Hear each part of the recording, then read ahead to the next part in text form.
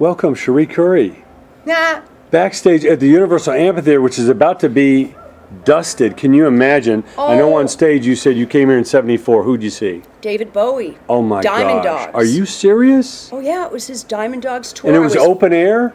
It was open air, and I was 14, and I even was showing my wonderful ex-husband Robert Hayes, my son Jake Hayes is in our band, and Sure. And I was showing him the seat. I could even remember where. Yeah, I know.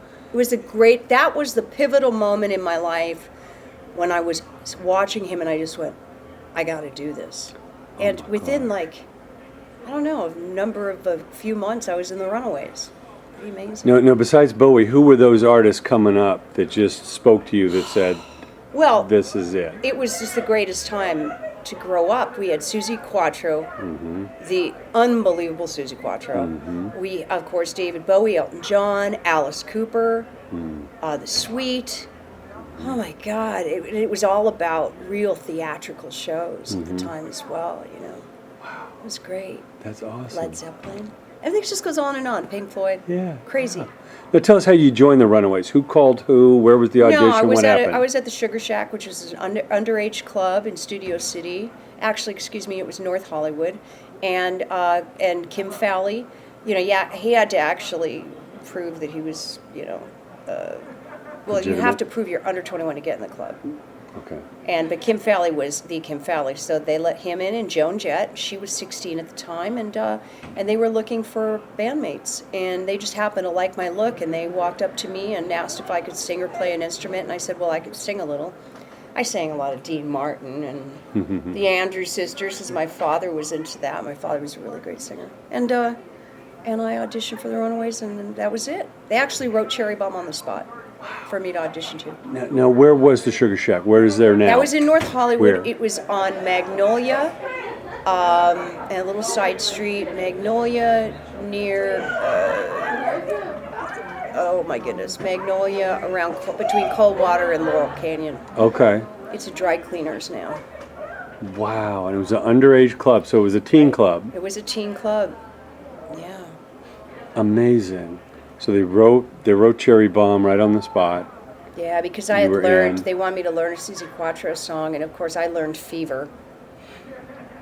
Because I was, like I said, kind of a Dean Martin-ish kind of, I just thought that, that could show my sultry voice, because I really had never sang in any way professionally or anything like that, so. But Joan was already in, she was kind of Joan was in, setting it Joan, up. Sandy, and Lita. They were in the band, and I was replacing Mickey Steele, who happened to go on to be in the Bangles. But for some reason, the trio wasn't working really. In fact, I don't think Lita was in yet. She was absolutely in, excuse me. But they thought Mickey Steele, as a front person, wasn't right for the band.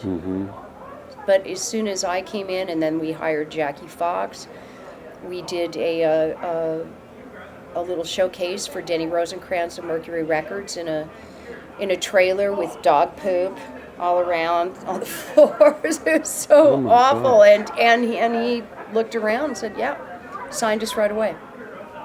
And what are your greatest memories of that? I mean, I know the legacy of the Runaways with the movie and everything. When you look back at that time, what are your treasures that you?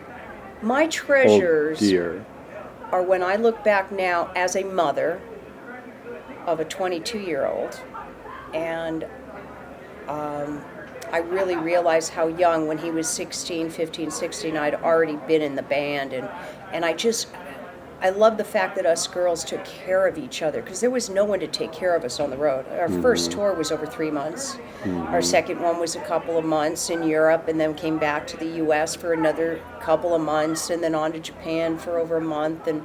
And the fact that we had nobody to look after us, and that we took care of each other at that young age, to me, just shows an unbelievable amount of maturity for such young girls. And who did you bond with the most in the group? Joan and I were the closest. Okay. But also Sandy West. Lita and I, today, I just did a duet with her, which to me That's I for have her to album or say, yours? For her, it's a single, a Christmas single.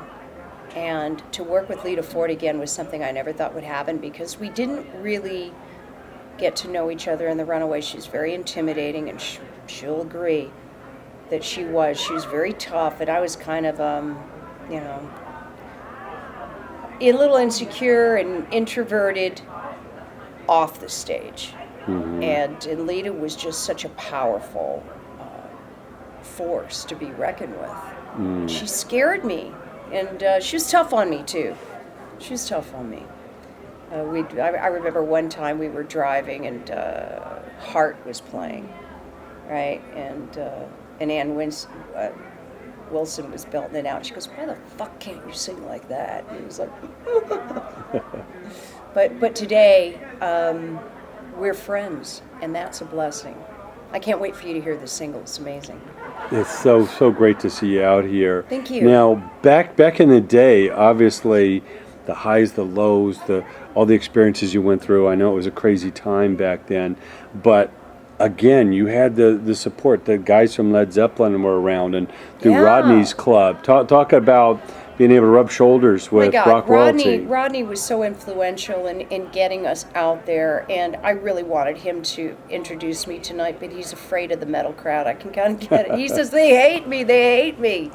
But Rodney was amazing, and I love him to death. And, wow. What was his club like? Oh, it was very similar to this room. The ambiance, it was very private. I mean, he had And that was all Bowie. ages? Yes, it was. But I mean, he had, the elite, the rock and roll elite at his club.